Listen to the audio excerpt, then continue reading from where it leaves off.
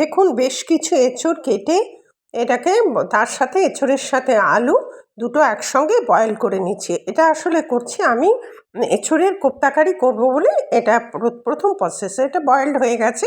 এবার বয়েলড হয়ে গেলে আমি এটাকে জল ছেঁকে তুলে নেব।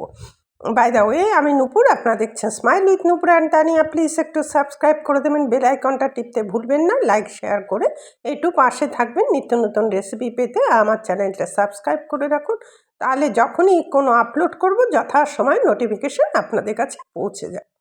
দেখুন আমি এইগুলোকে ভালো করে ম্যাশ করে নিচ্ছি। আলু আর এঁচোড়টাকে একসঙ্গে মাখিয়ে নেব।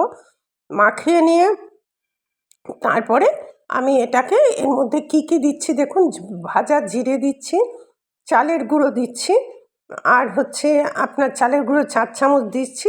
মানে যতটা আমার এঁচোড় আর আলু সিদ্ধ ততটাই আমি দিলাম। আর প্যাকেটে আমি রেখেছিলাম বেসন, সেই প্যাকেটের বেসন দিলাম।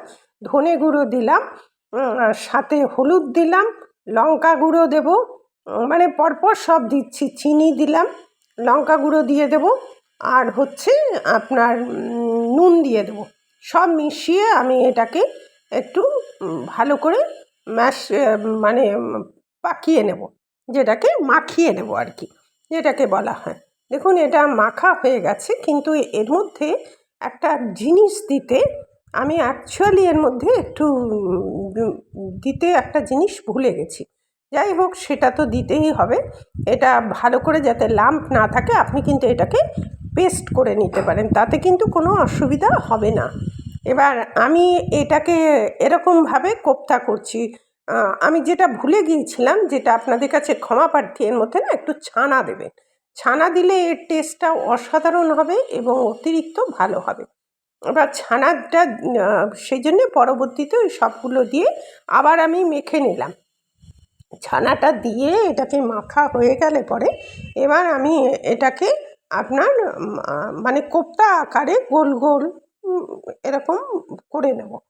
এই গোল গোলটা করে আমি আপনার ময়দা দিয়ে কোট করে নেব, কারণ ময়দা দিয়ে একটু কোট করতে হবে, হালকা কোট করতে হবে ময়দা দিয়ে। তাহলে কি হবে, আপনার এটা বাইন্ডিংটা ভালো থাকবে। দেখুন আমি এটাকে করে নিয়েছি, এর মধ্যে ময়দা দিয়ে আমি কোট করে নেব। এটা একটু বড় হচ্ছে, কিন্তু এটা যেহেতু অনেকগুলো এর প্রসেস, সেই প্রসেসগুলোকে আপনাদের দেখাতে গিয়ে একটু বড় হয়ে যাবে।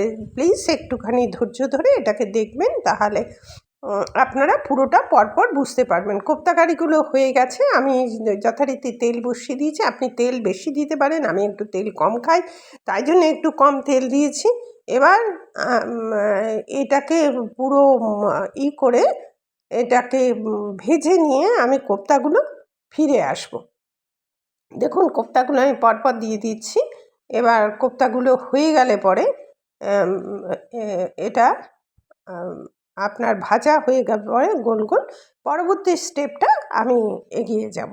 দেখুন প্রায় ভাজাগুলো হয়ে এসছে, আর একটু লাল লাল করে ভাজবেন, উপরের ভিতরটা নরম, উপরেরটা ক্রিস্পি হবে। এরমভাবে করলে অত্যন্ত সুস্বাদু হয়। বিয়ের বাড়িতে ঠিক সেম প্রসেসে করে বলে আমি আপনাকে অনুষ্ঠান বাড়ির মতনই জিনিসটা দেখালাম, কারণ ছানাটা দিলে পরে এটার স্বাদ পুরো আলাদা হয়ে যায়। এবার বাদবাকি সেকেন্ড স্টেপটাও আমি এটাকে করে নিলাম। সেকেন্ড স্টেপটা করার পরে যতগুলো ছিল সব কোপ্তা আমার হয়ে গেল। এবার ফোড়নে আমি একটু পেঁয়াজ কেটে রেখেছিলাম, পেঁয়াজটা দিয়ে দিলাম। আর এর মধ্যে কিন্তু রসুন বাটা পড়বে না, আমি নিরামিষ প্রসেসেই করছি, কিন্তু পেঁয়াজটা দিয়েছি। পেঁয়াজটা কিন্তু অ্যাকচুয়াল নিরামিষ, সেটা ভেজিটেবলের মধ্যে পড়ছে। যাই হোক, যে যেটা মানেন সেটা তার উপরে ডিপেন্ড করছে। পেঁয়াজটা একটু নরম হতে হতেই আমি ওর মধ্যে আদা বাটাটা দিয়ে দেবো। আদা বাটাটা যথাসময় দিয়ে দিলে পরে এটা পেঁয়াজটাও নরম হয়ে যাবে, আদাটাও ভাজা হয়ে যাবে। এবার আপনি মশলাগুলোকে জলে ভিজিয়ে দিতে পারেন, মানে জলের মধ্যে দিয়ে রেখে দিয়ে করলে মশলা বাটার স্বাদ ভালো হয়। যদি আমি রাখিনি সেটা, সেই জন্য এর মধ্যে ধনে, জিরে আর হলুদ আর অল্প লঙ্কার গুঁড়ো দেব। দিয়ে আমি ছানাটা যে করেছিলাম সেই ছানার জলটা দিয়ে আমি রান্নাটা করব। আপনার কাছে ছানার জল না থাকলে কোনো অসুবিধা নেই, আপনি এমনি জল দিয়েও এটা করতে পারেন। এটা লঙ্কার গুঁড়ো দিয়ে এটাকে একটু কষতে থাকবো। তারপরে এর মধ্যে দই দিয়ে দেবো। এর মধ্যে দইটা অবশ্যই দেবেন। আমি একটু জলটা, ওই ছানার জলটা একটু দিয়ে দিয়েছি, দিয়ে আমি এটাকে কষা শুরু করেছি। এবার এটাকে কষা হয়ে গেলে এটা কষা হয়ে গেলে পরে তারপরে আমি এর মধ্যে একটু দই দিয়ে দেবো। দেখুন দই দিয়ে দিলাম। দইটা আঁচটা একটু কমিয়ে দেবেন, তাহলে দই ফাটবে না। এবার এটাকে আপনার করে মানে মশলাটাকে কষানো হয়ে গেলে পরে তার মধ্যে আমি জল তুলে দেবো। অ্যাকচুয়াল রেডি যদি করে নেন তাহলে কিন্তু জিনিসটা খুব তাড়াতাড়ি হয়ে যায়, কিন্তু রেডি করাটাই একটা অনেকটা সময় সাপেক্ষ। এবার আপনি করে এটাকে রেখে দিতে পারেন, পরে আপনি ঝোলটা করে নিতে পারেন, সেটাও হয়। দেখুন এইভাবে আমি বড়াগুলো আমি ঝোল তুলে দিয়েছি এবং কোপ্তাগুলো দিয়ে দিয়েছি। কোপ্তাগুলো ফুটছে। এর মধ্যে আমি নামাবার আগে ঘি, গরম মশলা দিয়ে দেবো। আপনি দিতে পারেন, নাও দিতে পারেন, আপনার সেটা খুশি। আমি একটুখানি দিয়ে দিই, তাতে আমার ভালো লাগে আর কি। এবার এটা হয়ে গেল, কোপ্তাটা রেডি টু সার্ভ। এতক্ষণ আমার সাথে থাকার জন্য আপনাদের অশেষ ধন্যবাদ। এই অনবদ্য রান্না পেতে আমার চ্যানেলটা একটু সাবস্ক্রাইব করে রাখুন, বেল আইকনটা টিপতে ভুলবেন না, লাইক শেয়ার করে একটু পাশে থাকুন। সুস্থ থাকুন, ভালো থাকুন, এই কামনাই করি। গরমের রেসিপি খান আর এনজয় করুন। টাটা।